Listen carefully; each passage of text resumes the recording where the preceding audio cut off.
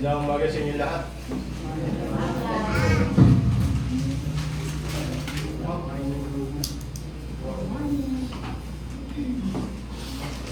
Last February 17, they celebrated Chinese New Year. So sa kanila po, iba ang kwantahan ng taon nila. So sa atin, January 1, New Year natin. So sa kanila, February 17. So iba ang kwantahan.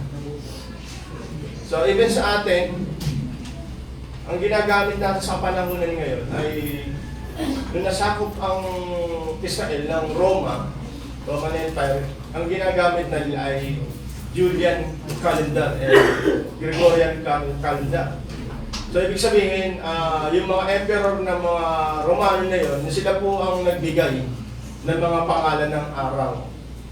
Ibig sabihin, before ng panahon ni Jesus Christ, numero lang ang binabanggit nila. First month, first day, hanggang 7th day. Numero, wala pang mga pangalan niya. So as a Christians, we celebrate Sunday as Lord's Day. Habang nabubuhay po ang Panginoon, sinasabi niya na ang Lord ng Sabbath ay siya. I am the Lord of Sabbath. At ang Sabbath, ang tinutukoy nun, yung tunay na kapahingahan. Gaya ng sinasabi, sa lumang tipan, ang kanilang Sabbath, ang tinutukoy nito, yung creation ng mundo. At sabi, during that 7th day, nagpahinga ang Diyos. Kaya yung unang creation, yung pagkakalikha ng Diyos, dineklara nila ang 7th day as rest. Kasi mismong Panginoon, after ng creation, from first day to 6th day, God rested on the 7th day. At sabi, as a Christians, kung yun ay Chinese New Year, sa atin, as a Christians, we celebrate Lord's Day, yung Sunday, and a commemoration of Christ's resurrection. At sabi nga, yung resurrection na yun, nagsimula rin ng madilim, yung dawn time.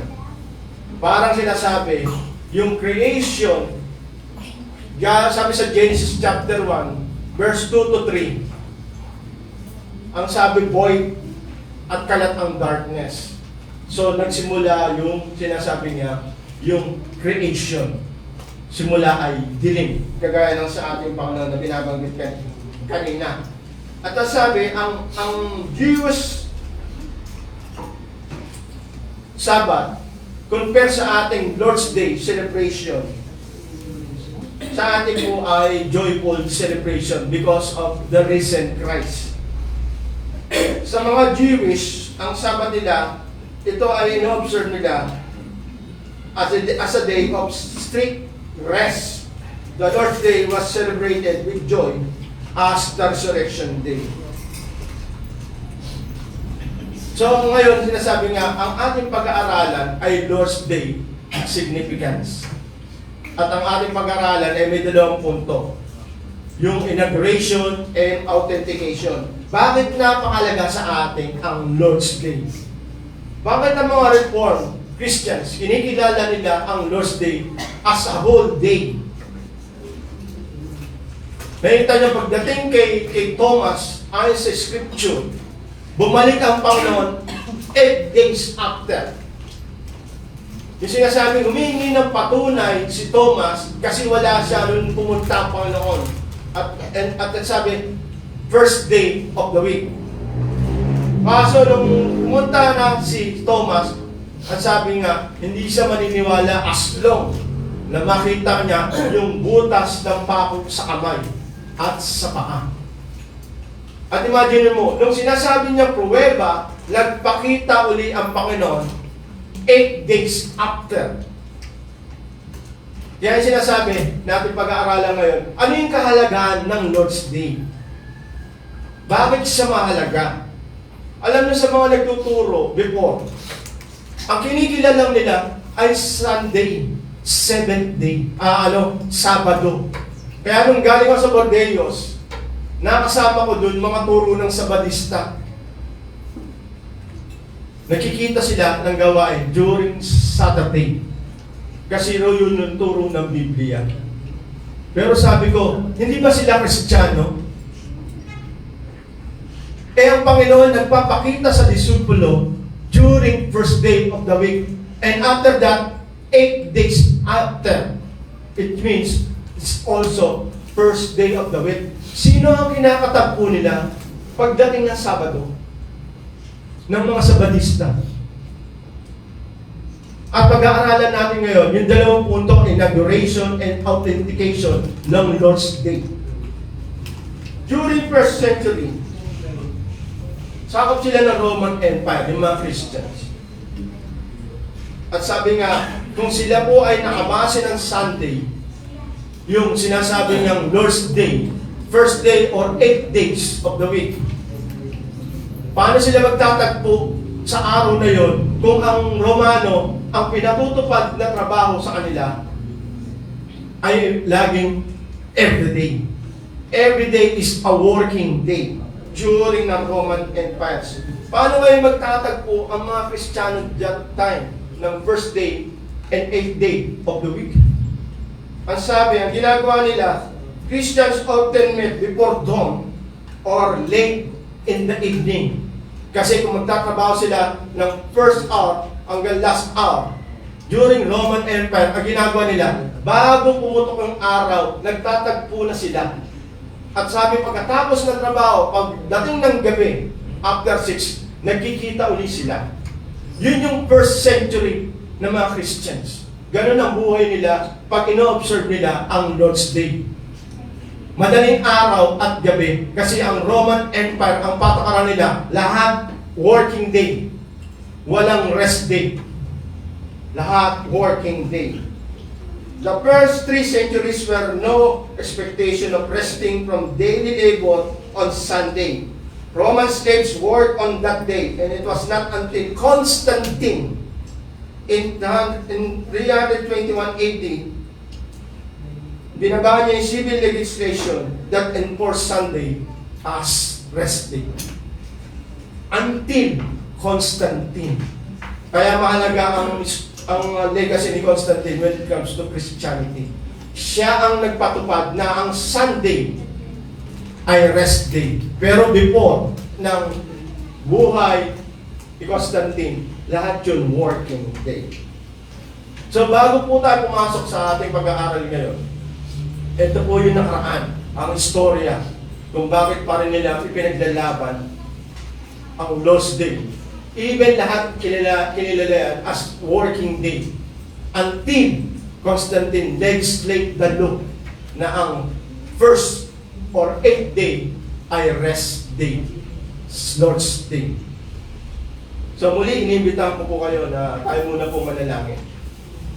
Dakilang Ama, kami po ipatuloy pa salamat sa inyo sa umagang ito na binigyan nyo kami ng pribileyo na muli kang makatagpo sa araw na ito.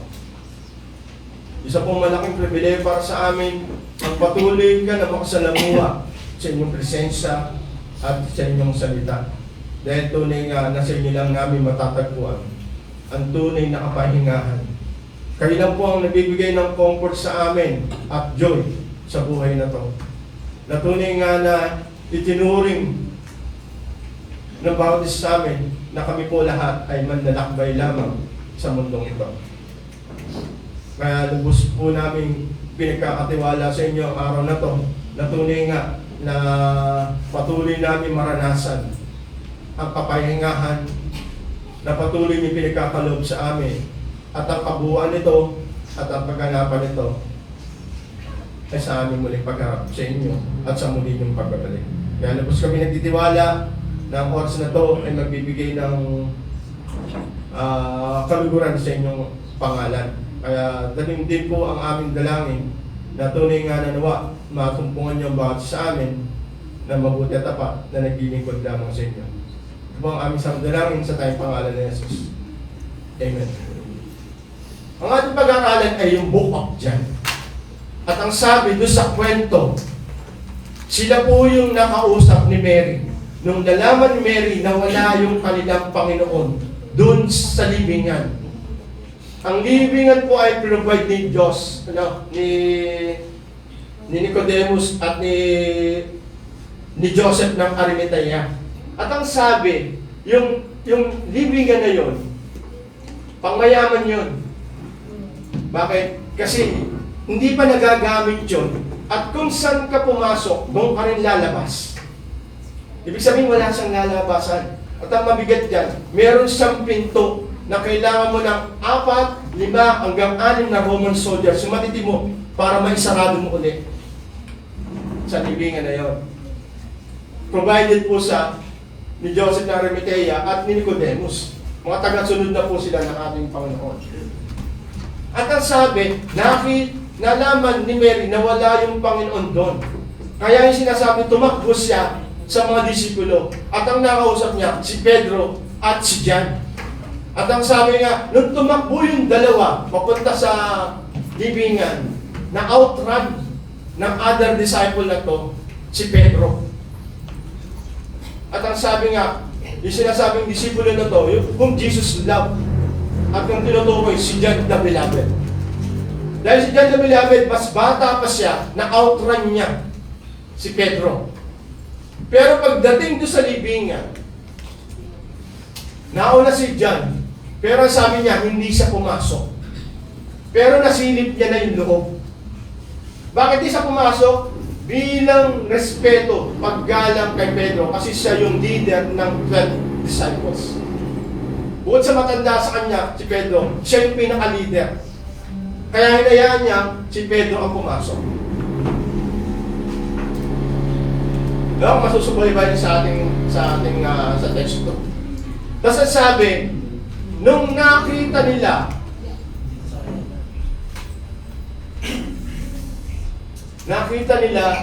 yung lino.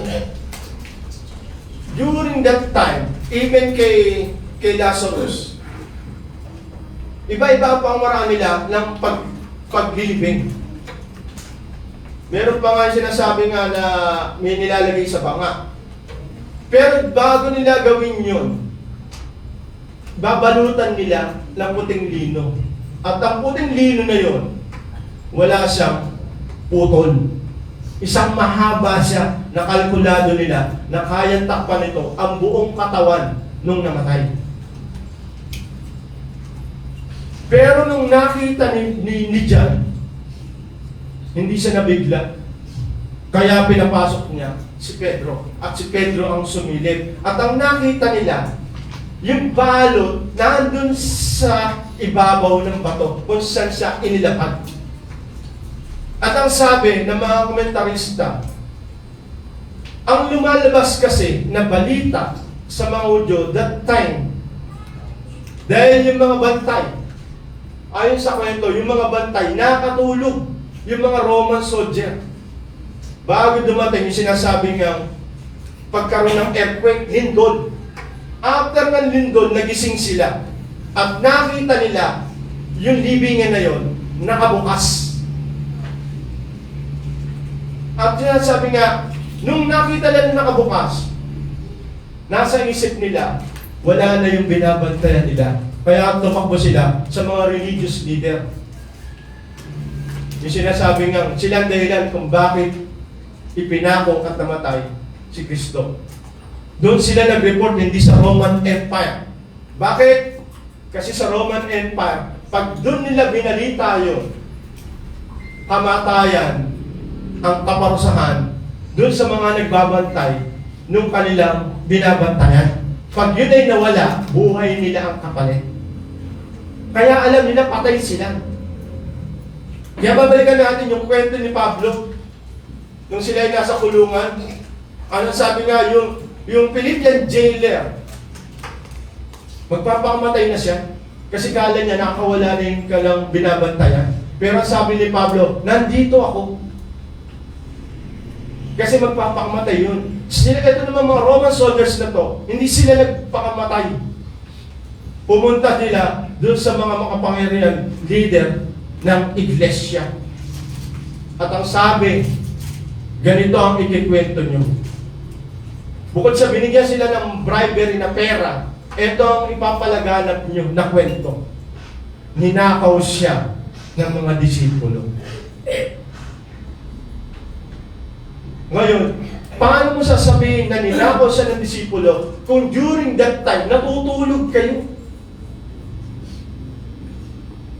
So, ibig sabihin, pumayag din sila sa ganung kwento kasi para may spare yung buhay nila. Hindi sila mapatay ng emperor. So, ibinato nila sa mga disipulo. Ninakaw ang katawan ni Kristo. Sabi nga, ilang disipulo lang pwede magbukas nung bato na yun na nagtatakip sa libingan. So ngayon, pumasok yung kwento nga dito. Ito yung lumaganap na kwento. Kaya maraming mga Hudyo ngayon hindi naniniwala yung resurrection of Jesus Christ. Kasi wala pang nagre-resurrect sa kanilang kapanahunan, yung nabuhay mula sa kamatayan. Wala pa. Kahit mga religious leader nila, mga Pariseo at Scriba, hindi sila naniniwala sa resurrection. Kasi wala pang forefathers nila na kinikilala ang muling nabuhay. Kaya nga, pinag-aaralan natin yung kay Saul, nagulat yung espiritista eh. Nagpakita yung namatay. Siniloloko lang nila yung mga tao na nakakausap nila patay. Walang ganun.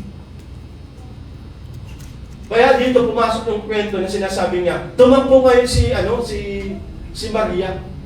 At yun nga si disipulong tumakbo rin, si Pedro at si John. At sabi ngayon, dun sa kwento na sinasabi, nakita nila yung lino na kalapag.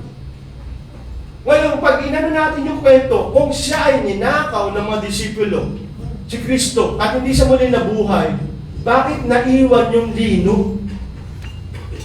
Kung siya ay nanakawin, kailangan mo bang tanggalin ba yung balot niya? Kung nanakawin mo yung katawan ni Kristo, yung sinasabing hindi siya muling nabuhay sa pagiging patay.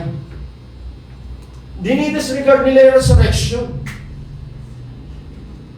Kaya sabi nga, sinasabi rito, ayon sa teksto, ayon mismo kay John, na nakakita at nakasilay ng tunay na pangyayari, ang sabi niya, nandun sa lapag yung lino, yung balot ni Kristo. Ano ang sinasabi rito? Pinatutungkalan na mismong si John naniniwala na si Jesus Christ ay nag-resurrect. Alam mo ba yung itsura ng isang taong may balot, tapos biglang mawawala?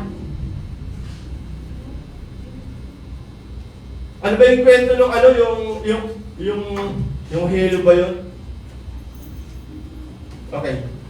So yung sinasabi nga na yung lino lumagpak sa ibabaw ng lamesang bato. Ibig sabihin, hindi na kailangan ni Jesus Christ na magtanggal ng balot para makawala siya sa balot niya.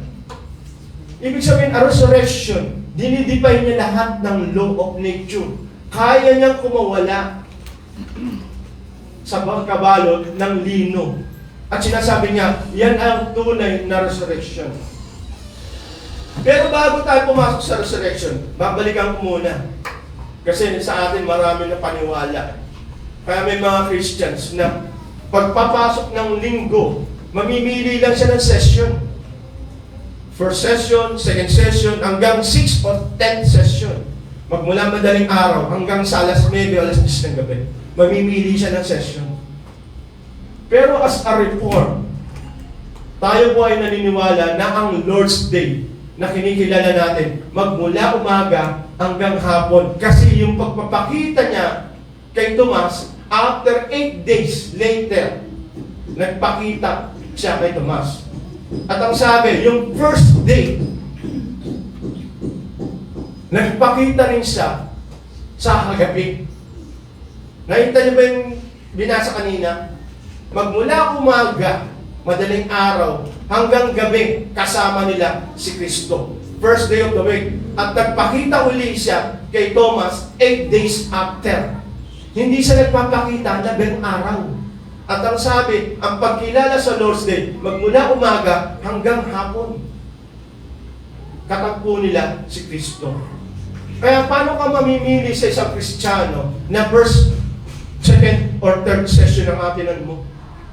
Pinakita dito sa kwento, ang Lord's Day ay maghapon, buong araw. At doon lang siya nakikipagtagpo sa mga disipulo. Walang ibang araw. Kaya yung sabi nga, yan yung dinaanan mga Kristiyano, 1st century, 2nd century, hanggang 3rd century. Kahit hindi working day ang Sunday, during those 3 centuries, nakikita sila bago magtrabaho at pagkatapos magtrabaho, ma-commemorate lang nila yung Resurrection Day as a Christians. Pero sabi nga, ang background niya, bakit nagkaroon ng Lord's Day? Sa all creation, nagkaroon po ng paglagpak ng tao. At sinabi sa Genesis 3:15, meron dadating na Messiah na tagapagligtas nila. Yung sinasabi niya, dahil sila ay abandoned sa presence ng Diyos, merong magbabalik sa kanila sa presensya uli ng Diyos. At yun yung sinasabing kwento ng old creation. Yung sinasabi nga, yung first Adam, yung sinasabi niyang old creation representative. Pero ang sabi sa Romans chapter 5 verse 12 to 21, tinutukoy dito na meron first Adam at meron ding last Adam. Yung first Adam, nagpasok ng kasalanan sa lahat dahil sa kanyang disobedience. Ang last Adam, pumasok sa obedience, kaya yung kanyang righteousness napunta rin sa lahat ng nananampalataya sa kanya. And that means, yung all creation sa first Adam, nagpak. Kaya nagkaroon ng new creation. Ayon po sa sinasabi nga ng Jeremiah at ng Ezekiel. Meron pong turo ng old creation at new creation. Old Adam and last Adam. First Adam and last Adam. At alam ko sa inyo, malinaw yung kwento na yun. Yung turo na yun. Yung first Adam, si Jesus Christ ang last Adam. Yung first Adam, ang representation niya, yung old creation. At si Jesus Christ. Ayon sa Romans chapter 5 verse 12 to 21 and 1 Corinthians chapter 15 verses 45 to 49, si Jesus Christ ang last Adam. Kaya meron nga all creation and new creation. Ang all creation, sinumulan ng madilim. At ang new creation, sinumulan din ng madilim. Makikita niyo yung pagkukumpara. Kaya sabi nga, yung kwento rito, kung ang all creation, ang kanilang Sabbath day ay 7th day. Ang new creation, first day of the week. Ang new creation. Hindi na sa 7th, kundi first day of the week. Binibilang pa natin sa kanila dati, pero pagdating ng Romano, ang tukoy na dyan, Sabado ang 7th day, at ang first day ay Sunday. At sabi nga kay Thomas, yung 8 days later, sinabi rin na ang pagtampo niya kay Thomas, another Sunday, kung 7 days later. Ganyan po na napakalaga kung bakit Lord's Day. Yan po yung ating tema ngayon, compared sa next week. Lord's Day significance, yung inauguration and authentication. Sabi sa Isaiah 65 verse 17 to 18 and even chapter 43, 18 to 19 na verses, all that's passed away. Ang ibig sabihin, it refers to the end of the old way of living under the law.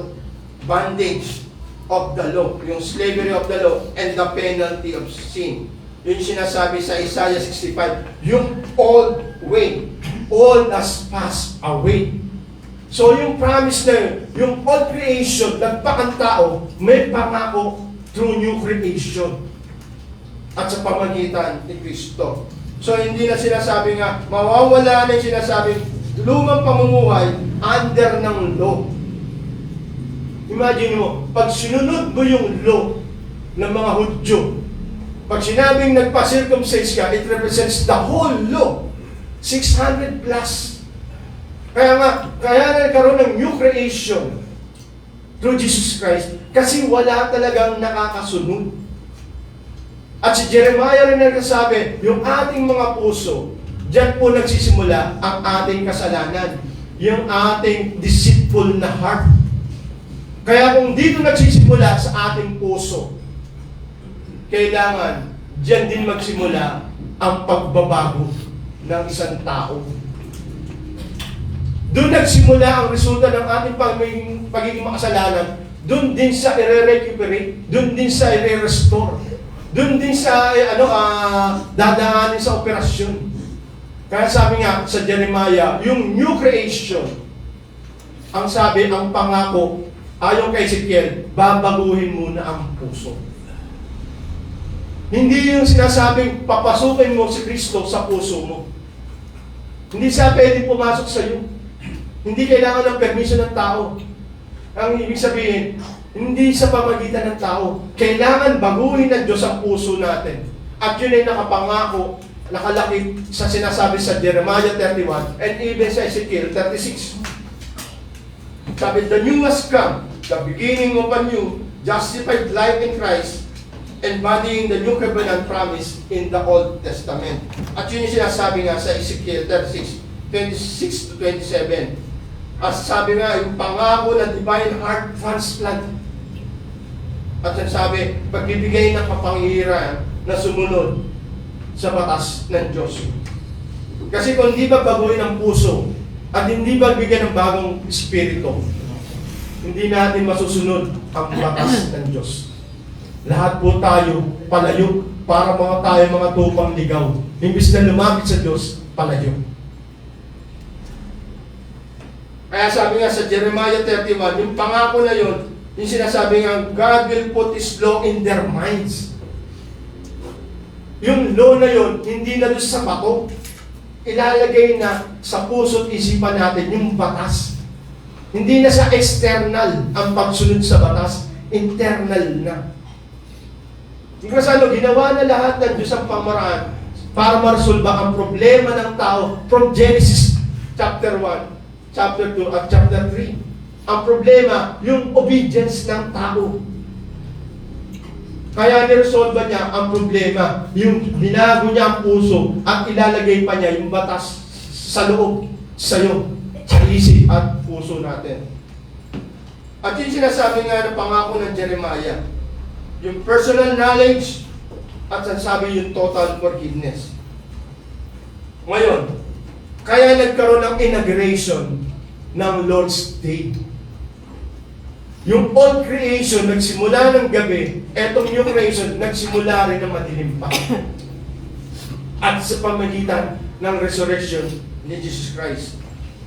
The day when Christ rose for our justification, reminding us of His love. Gaya sinasabi sa Romans chapter 5 yata yun, and the finished work and eternal rest. Ang sabi, on Christ's time, yung new covenant in His blood.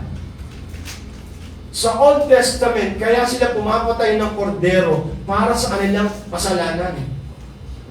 Kaya sila doon sa templo, meron laging pinapatay na kambing, tupa, even yung mga turtle doves, yung mga, ano ba sa Tagalog ng turtle doves, yung bato-bato. Yung malaking ibon na sisilak ng kalapate. Bato-bato. So, yung sinasabi nga, para sa kanilang kasalanan, merong kailangan mamatay. At yung mga hayop na tinutoka. Pero sa New Testament, ang sabi, mismong si Jesus Christ ang nagbigay ng kanyang buhay. Mismong dugo na yan. Ayon sa Hebrew, siya po yung high priest. The great high priest. At sabi nga, hindi yung hayop ang iaalay niya, mismong sarili niya, mismong dugo niya ang kanyang ibibigay. Unlike the Old Testament high priest. Yan po yung sinasabi sa Hebrew chapter 7, verse 26 to 27. Daily ang kanilang pagbibigay ng kanilang alay. Pero pagdating kay Jesus Christ, once and for all. Minsan lang, hindi pa ulit-ulit, at hindi para sa sarili. Hindi sa high priest at sa mga may kasalanan, kundi para sa lahat ang kanyang pag-aalay. Once and for all. Not by blood of goats and calves, but by His own blood. Sabi sa Hebrew chapter 9, verse 11 to 14. Just ibig sabihin, we are sanctified through the offering of the body of Jesus Christ once and for all. Hebrews chapter 10, verse 10 to 11. So ngayon, ibig sabihin, sa pamagitan ni Kristo, sa kanyang obedience, nagkaroon ng new creation. From all creation, nagkaroon ng new creation. At ang new creation, yung sinasabi, mga benepisyo nito, yung hindi natin magawa, even our forefathers from the old, magagawa na ng tao na nagpalataya kay Kristo dahil sa pamamagitan ng biyaya. At ang biyaya na yun, pinago ang puso mo at inilagay pa niya internally ang kanyang batas sa'yo.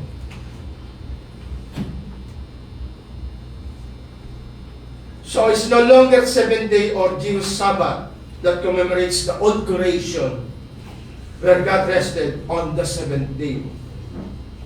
Gaya sinasabi nga, Old Covenant, first Adam. Pero sa pamagitan ni Jesus Christ, it is the first day of the week or the 8th day of the week. It's still Sunday.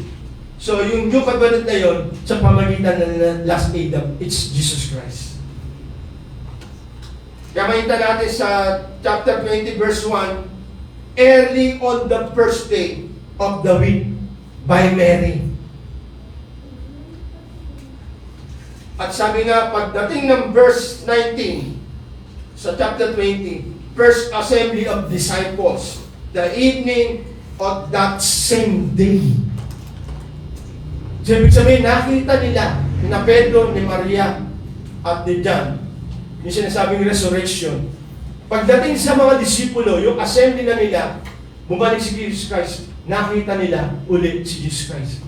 Ipinakita sa kanila yung kanyang actually, hanggang second day, hanggang second coming, hindi po mawawala yung marka ng butas ng pako sa kamay at sa paa.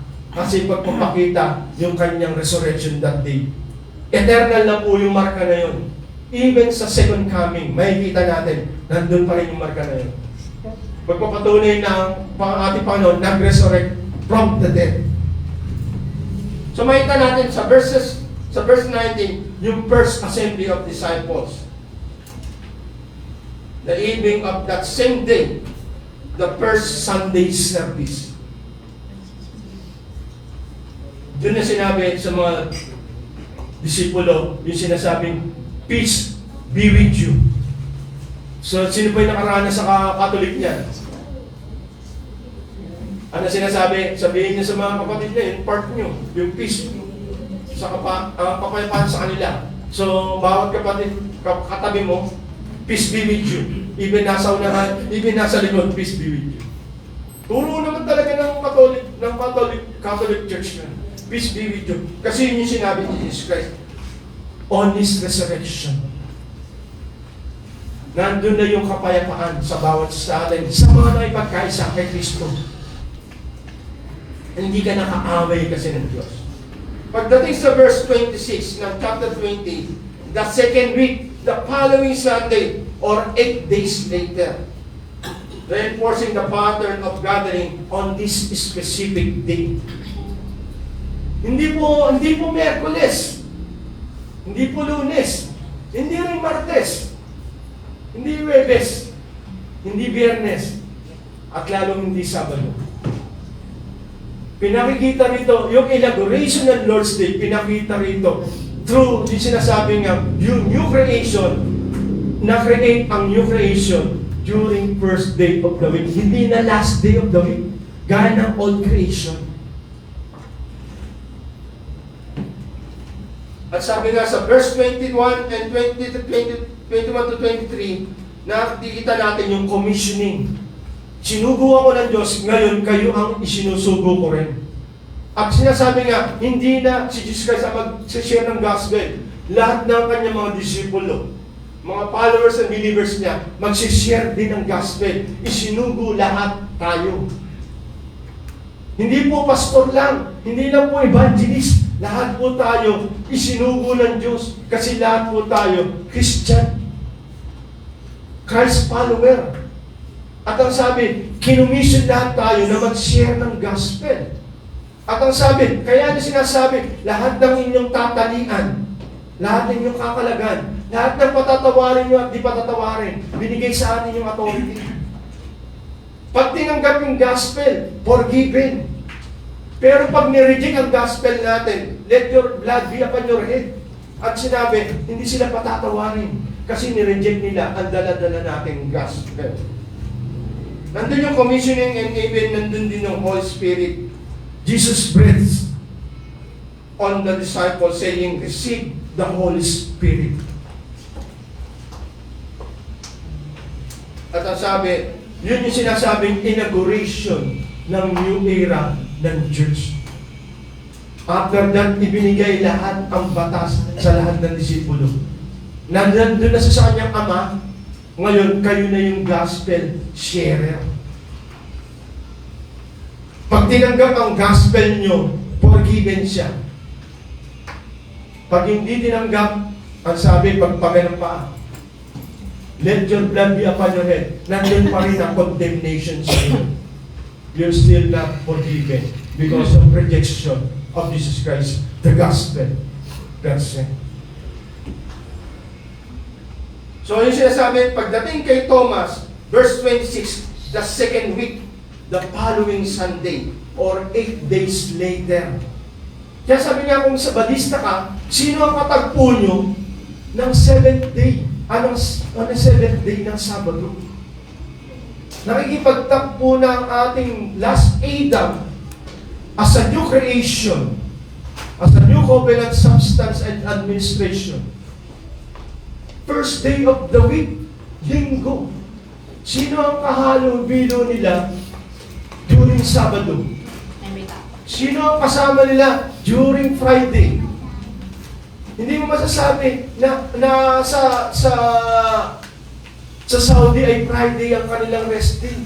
No. Kahit ng 1st, 2nd, and 3rd centuries, nagtatrabaho pa rin sila. Pero before magtrabaho, nagtitipon-tipon sila.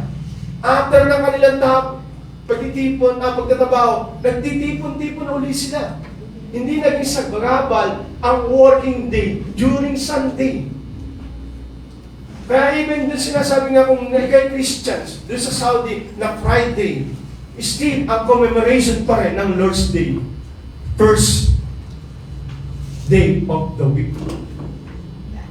Kahit na yan ay tuling na working day pa rin ng gobyernong tinatrabahuan mo as a Christian, still observe the first day of the week as the Lord's Day.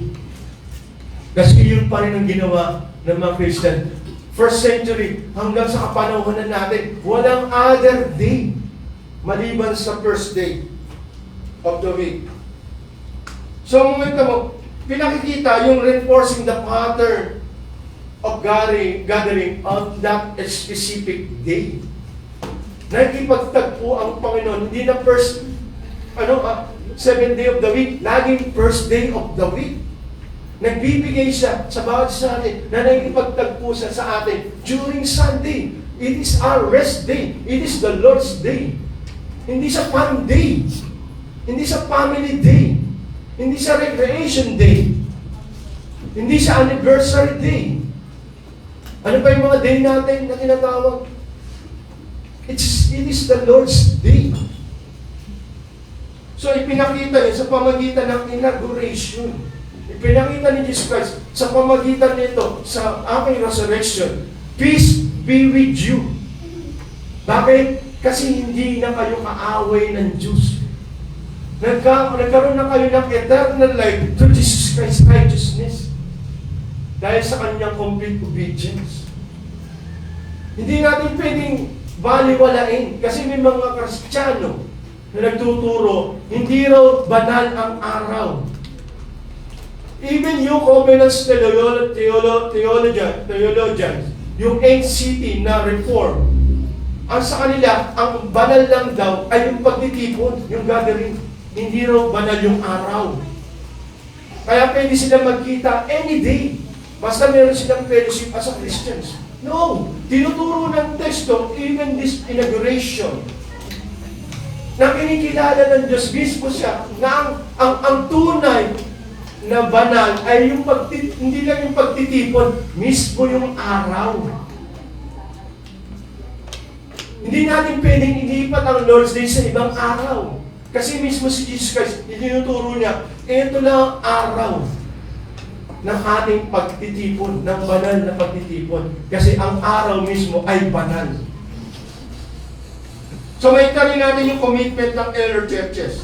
Acts chapter 20 verse 7. Yung communion and preaching of the word. On the first day of the week, when we were gathered together to break bread, Paul talked with them, intending to depart on the next day, and he prolonged his speech until midnight. Lord's Day. Sa Panginoon lang yun, yung araw na yun. Yung sinasabi nga first day of the week. Even yung communion and preaching of the word. Lord's Day. Yan yung commitment ng early churches. At sabi sa 1 Corinthians chapter 16 verse 2, nandun yung sinasabing collection. Hindi masabi ni Pablo ng tithes and offering eh. Kasi ang tithes and offering, yan ay under ng law. Hindi siya gumagamit yan. Even yung Ten Commandments, hindi siya gumagamit. Under kasi ng law yun. Pariseyo si Pablo eh. Pero hindi niya ginagamit technically yung mga word na yun. Ang ginabanggit niya sa 1 Corinthians chapter 16 verse 2, collection. On the first day of every week, each of you is to put something aside and store it up as he may prosper, so that there will be no collecting when I come. Disregarded ba ang tithes and offering? No. Tinanggal niya lang technically yung tithes and offering.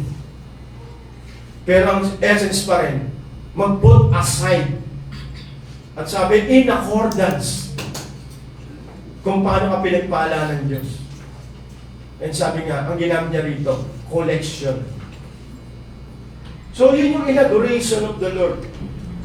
First day of the week.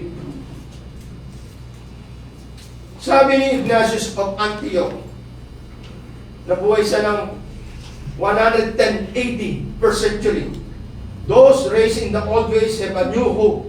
No longer observe the Sabbath, but live in observance of the Lord's Day. Meaning, observing the Lord's Day instead of the Sabbath, the day our life began anew through Him. Kung ang bansa natin mayroong Independence Day, ang Independence Day natin, Sunday, first day of the week, as a Christians, kasi hindi ka na bandage ng sin, hindi ka na slave ng law, nabubuhay ka na kay Kristo na nagpalaya sa iyo. Sabi ni Justin Martyr, nabuhay siya ng 155 AD. Sunday is the day of common assembly because God created the world on this first day of the new creation. And Jesus Christ rose from the dead on the same day. Justin Martyr, 155 AD. Puro first century Christians. Third century Christians, si Eusebius of Caesarea. Ang sabi niya, the day of Christ's life and resurrection is the one truly holy, and Lord's Day is better than the others. So, pinilinaw ni Eusebius ng Caesarea, malinaw sa inauguration ni Jesus Christ. Mismo yung araw ng Sunday ay banal, hindi lang ang pagtitipon. Because of Jesus Christ's inauguration. Sabi ni Matthew Henry, nakapanahon na natin, Sunday is a privilege and a benefit, not a task, not a burden as the extra rules were making and drudgery. Ang drudgery po yung hard, unpleasant, boring task. Kung mga first century Christians hanggang third, even ganun ang panahon nila, Roman Empire, they celebrate the first day of the week as their joy. Joyfully. Meron tayong text guys na pag-aaralan. Madalas yung naririnig to. Psalms 118 verse 24. Pwede paki-flash. Laging naririnig to eh.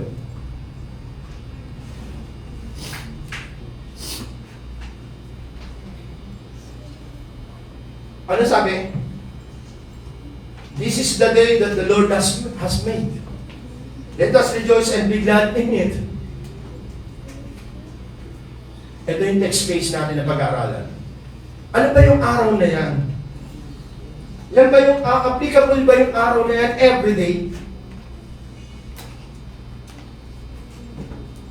This verse primarily refers to the specific day God brought this back from the dead, breaking the power of sin and death. Ibig sabihin, yan po ay prophetic na verse. Bakit? It prophesies death and resurrection of Jesus Christ. Tingnan natin. Verse 22. The stone builders that rejected has become the cornerstone. This is the Lord's doing. It is marvelous in our eyes. This is the day that the Lord has made. Let us rejoice and be glad in it. Ayon po sa text ito, patungkol pala yan kay Jesus Christ. The stone builder that they reject. Pero sabi, yan yung araw na tinutukoy that the Lord has made. Yan po yung first day of the week. Yan po yung Lord's Day.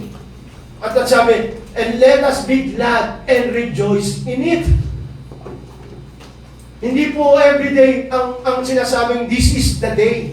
This is the day that the Lord has made. At sabi, we will rejoice and be glad in it. Ang tinutungkol na po ng teksto na yan, itong Lord's Day, where Jesus Christ rose from the dead. At nagkaroon yan sinasabing new creation, yung fulfillment ng new covenant, Jesus Christ resurrection. That is the day that the Lord hath made. So let us rejoice and be glad in it. It is to recognize the prophecy of the Lord's Day, the ultimate day of victory over death. This is the day that changed the history, transforming the death of the Savior. It is called to continuous and perpetual joy because of the triumph over death. Hindi po siya applicable everyday. Pwede po siya applicable everyday, but sa context, it pertains to Jesus Christ. Fulfillment ng kanyang atonement, ng ating redemption. At ginawa daw ng Diyos yun para sa atin. Kaya dapat daw tayong magsaya. Ang Biyernes Santo nila malungkot. Sa atin, ang Biyernes Santo masaya. Because hindi na po tayo alipin ng kasalanan. So yun po yung hamon sa atin. As Christians, we have all the reason to rejoice and be glad because the ultimate battle has been won. Yun yung hamon sa atin. Let us be joyful, rejoice, and be glad in it every day. Hindi ito yung sinasabi ng dagdag ng pabigat sa atin. Mismo si Jesus Christ, ang yoke niya, pamatok niya, magaan. Pero bakit sa atin, as Christians, tinatamad tayo? Pinakita ng ating Panginoon sa inauguration ang pag-observe ng Lord's Day. Whole day. Bakit yung iba pagdating ng 2 oras, uwing-uwi na? Ito yung araw na binigay sa isa, sa atin, para sa ating kaligtasan. Let us rejoice. Pero parang nalulungkot tayo, parang hindi tayo magsaya sa ginawang redemption ng ating Panginoon through His death. We are now assured that though we may die, we will live again through Christ's victory. Ito po yung assurance na kahit tayo mamamatay, meron kasiguruhan na muli tayong mabubuhay. Because sa nung araw na to na kinimemorate natin, ito yung inauguration ng Lord's Day. Ito yung inauguration ng new creation. Yung assurance ng ating salvation. Tayo nga excited every year. New Year's Day. Even nakaraan, Valentine's Day. Pero ito yung araw na kinimemorate ng first Christians up to now. Ito yung ating Independence Day. Ito ang ating New Year's Day. Masaya sila during Chinese New Year. Ito yung ating New Year. We are now called to cultivate or enhance the joy that is not dependent on any circumstances. Kaya sinasabi, we have all the reason to rejoice and be glad in it. Hindi na kahit patungkol pa sa nangyayari sa mundo na to, patuloy pa rin tayo magsaya dahil ibinigay ang araw na to para sa ating kaligtasan. So yun yung hamon sa atin. In spite of any circumstances, we have all the reasons to rejoice. Ngayon, sa ating pangalawang punto, yung authentication. Gaya ng binanggit ko na noong una, authentication. Ang sabi sa Matthew 28 verse 11 to 15, yung pinikwento ko sa mga Roman soldiers, nagke-create po sila ng fake news. Nagiging fake news spreaders po ang mga Roman soldiers dahil gusto nilang ma-expire ang buhay nila kasi nawala si Kristo. Kaya sabi ng mga religious leaders, eto ang sasabihin niyo sa mga tao. Bukod doon, para ma-expire ang buhay niyo, hinakaw siya ng mga disipulo. Sabi sa Matthew 28 verse 13, 10 people, his disciples came by night and stole him away while we were asleep. Matthew 28 verse 13, yun ang sabi. Kaya yun din yung mga pinaniwalaan ng mga Hudyo hanggang sa ngayon. Kasi hindi sila naniniwala kay Kristo. Sabi sa verse 1 to 9, the empty tomb, despite being secured by stone and traditionally by guards, serve as the first testament to the fact that Jesus was truly dead and then resurrected. Yun yung sinasabing verses 1 to 9. Secured siya by stone. Ang sabi, yung takip na yun, meron pa siyang yung parang pagpapatunay na walang mabubuksan. Parang sa isang sobre.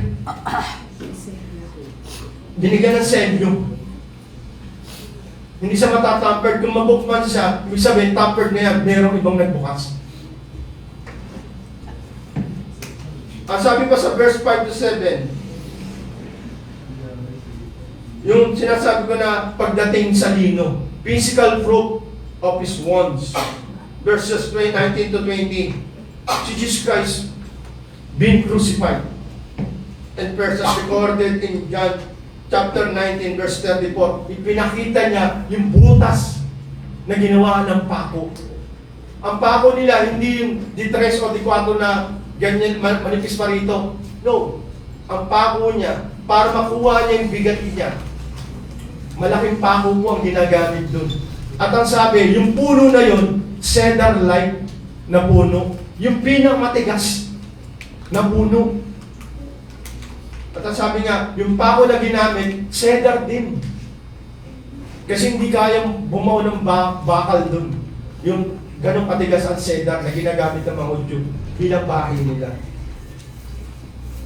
And even sa verses 5 to 7, yung position of grave clothes.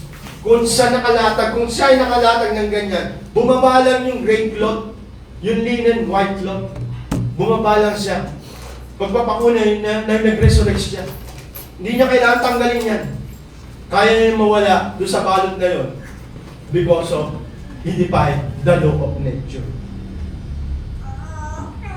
Sa verses 19 to 20 ng chapter 20, verses 19 to 20, the physical proof of His one who had been crucified and first as recorded in John 19:10. Okay. Pagdating sa chapter 24 to verse 27, kay Thomas naman, ang sabi ni Thomas, kaya maliban na makita ko ang butas o marka ng pako sa kanyang palad, at yung sinasabi niyong sa gilid niya, yung tulos ng sibak.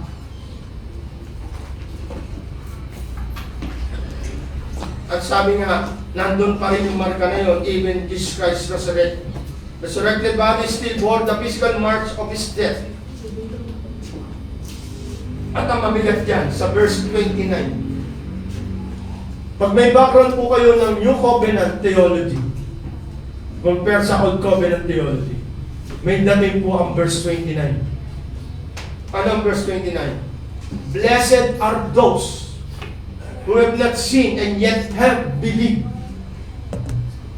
Patungkol po yan sa atin. Sa mga hindi, si Thomas kailangan niya pang makita yung marka eh. To see is to believe. Ang Christians, to believe is to see. Sa kanila, pag gusto mong makita yung ebidensya, you live by sight.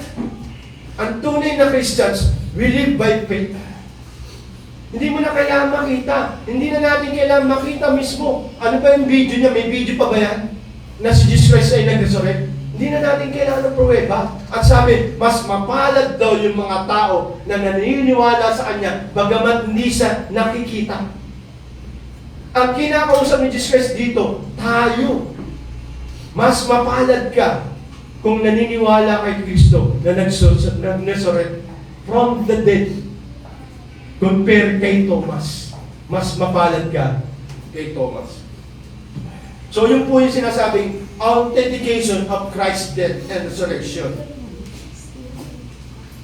At ang sabi, sa pamagitan ng resurrection ni Jesus Christ, yun ang nagbigay sa atin ng kasigasigan para i-share ang gospel. Kung grace recipient ka at gospel na nag-acknowledge kay Jesus Christ that He rose from the dead, gospel bearer ka. Kung gospel bearer ka, dapat gospel sharer ka. Kung nasumpungan mo yung kayamanan na yun, gaya na sinasabi doon sa lumang sa gospel, sa Matthew or sa Luke, ang sabi, nung nakita niya yung kayamanan na yun, ang lahat-lahat ng arian niya, ibinenta niya para mabili yung lupa na yun na nakita niya, yung hidden treasure. Ibig sabihin, once na makita at maintindihan mo ang gospel, ibibigay mo lahat, even yung buhay mo, para kay Kristo. Kasi nakita mo yung tunay na kayamanan na hindi kayang tapatan ng mundo na to. Ibibigay mo lahat para lang ma-avail si Kristo. At kung meron kang kay Kristo na nasumpungan mo na kayamanan na hindi kayang bilhin ng mundo na to, bakit hindi mo kayang i-share yan sa mga tao na kapaligid sa iyo? Na sila po ay nasa ilalim pa rin ng kasalanan, nasa ilalim pa rin ng batas, at pagkakailipin ng kanilang sariling laman. Bakit hindi pa rin ma-share sa kanila? Bakit hindi mo sila maisama sa simbahan na kung di mo kaya mag-share ang gospel, meron tao na magsasalita para i-share ang gospel para sa kanila? Kung tunay mo sila mahal, bakit hindi mo sila iniimbitahan na mapunta sa iglesia na nangangaral ng mabuting balita?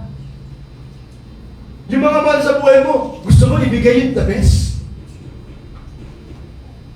Eh si Jesus Christ ang the best. At mismo si Pablo nagsasabi, lahat basura. Lahat ang ginawa ko dati, wala lahat yun. Compared to the knowledge of knowing Jesus Christ. Kaya sabi nga, yun yung hamon sabi na sa Christians. Kung di ka pa Christians, hinahamon ka rin ng testo na to. Na napalpil ni Jesus Christ, yung sinasabing katubusan para sa ating mga kasalanan na nagawa. Siya ang tumubos nun. At kung natubos ni Jesus Christ ang lahat na tao mananampalataya sa Kanya, hindi na makakaranas ng kamatayan, pangalawang kamatayan. Walang hanggan. At kung di mo pa rin naiintindihan kung bakit kailangan magsaya sa araw na to, hindi mo pa rin naiintindihan kung anong kaligtasan meron si Jesus Christ na ino-offer sa iyo. Kasi, ang sabi, hindi mo maibibigay sa ibang tao ang isang bagay na wala ka pa. Kaya hindi mo may share kasi wala ka pa nun. Dapat hindi na tayo nabubuhay sa sinasabing pagkatakot sa anumang aspeto ng buhay natin. we must also live without fear of death, suffering, or insecurities of life. Wala po dapat tayong katakutan. Kasi sabi niya, we are more than conquerors because Jesus Christ overcome all para sa ating redemption. Kaya wala po tayong dapat katakutan. Even sufferings and insecurities of this life. At sabi nga, as a Christians, we must also stop focusing on temporary things of this world and instead focus on Christ, the new creation. Bilang pagtatapos po, the whole passage of Jesus Christ's death and resurrection tell us the inauguration of a new creation through the resurrection of Jesus and offers physical eyewitness authentication of His victory over death. The narrative opens on Sunday, the first day of the week, while it is still dark, intentionally echoing Genesis chapter 1, verses 2 and 3. At ang sabi nun, the darkness is hovering. At nagsana, ang unang let there be light. So makita mo from old creation to new creation. Same thing. The 8th day represent the beginning of the new week and a new creation or a new world, symbolizing eternal red in Christ, rather than just ceasing from physical work. Like an extension of the whole week, a day for catching up or make up school, a day of dominated by sports, wars, chores, entertainment, movies, and shopping, or commercialism, rather than dedicated a day for restful worship and spiritual renewal. So ito yung sinasabi ng madalas, tinitignan natin ang araw na to as the extension of work week. Ano ba yung sinasabi? Sa mga estudyante, ano sa atin, pag meron tayong gusto mag-makeup, kinukuha yung Sabado natin, kinukuha yung Linggo. Makeup. Ganon din po sa mga hindi estudyante. Pag meron kang hinahabol na kota at di mo nagawa, ginagawa po natin ng Linggo.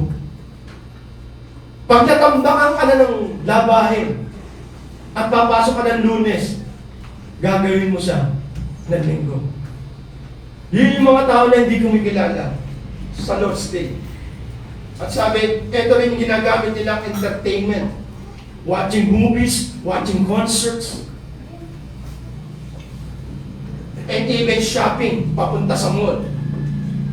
Rather than a dedicated day for restful worship and spiritual renewal.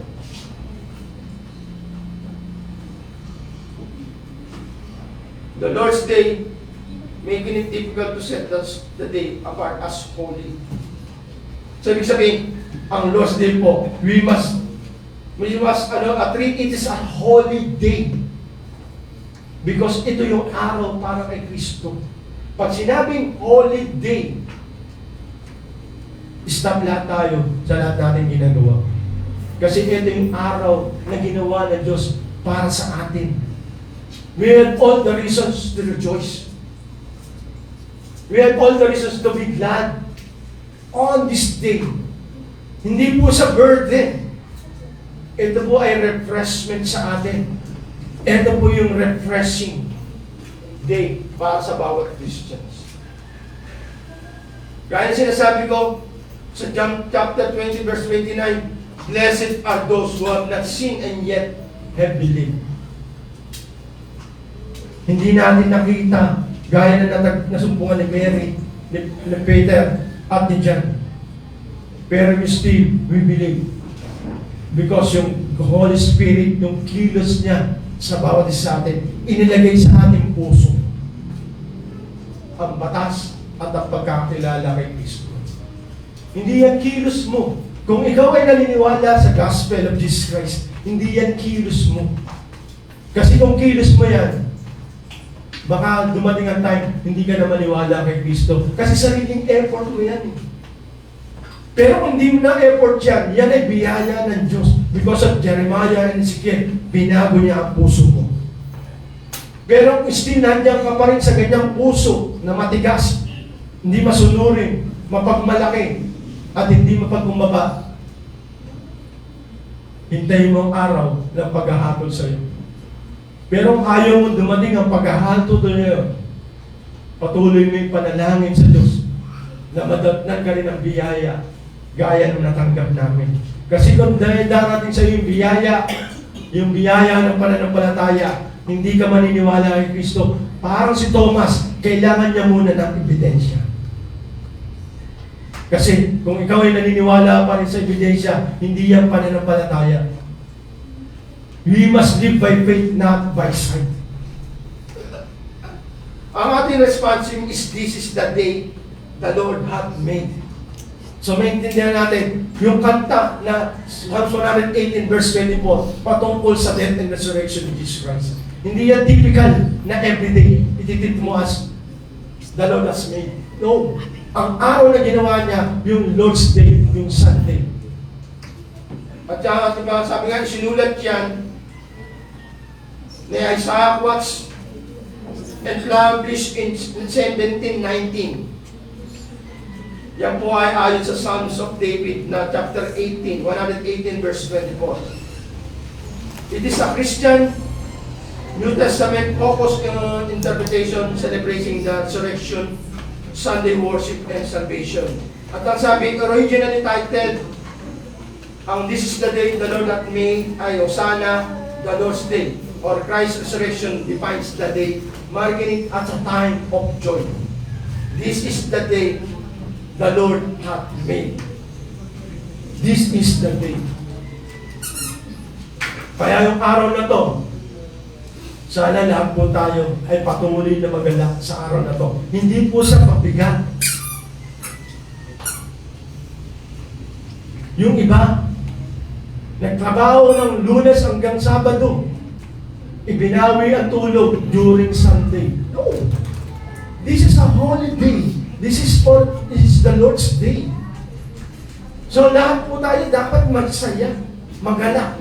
Kasi ito yung araw na itinakda ng Diyos para sa kaligtasan ng bawat isa sa atin. Hindi sa burden. So sana maintindihan nyo yung sinasabi niyang significance ng Lord's Day, inauguration and authentication. Tayo po manalangin. Dakilang Ama, kami ko'y patuloy pakasalamat sa inyo sa araw na to.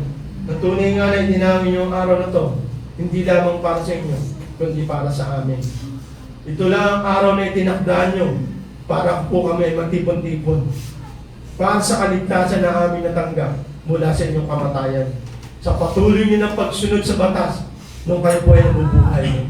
Para maalis ang bawat sa amin, sa puot at galit nyo sa lahat ng mga kasalanan.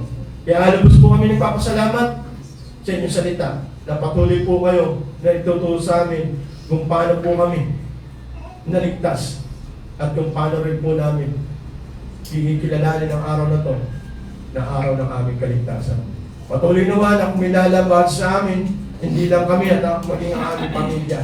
Yung lahat po na hindi pa nagsusuko na kanilang buhay sa inyo, naway masumpungan din sila ng biyaya na nadatnan ng bawat sa amin. Kaya labas po kami na dumadalangin sa inyo. Muli, nawa, maabutan niyo ang bawat sa amin na mabuti at tapat na nagbibigay kong damang sa inyo. Ito ba ang aming sa dalangin sa tayong pangalan ni Jesus. Amen.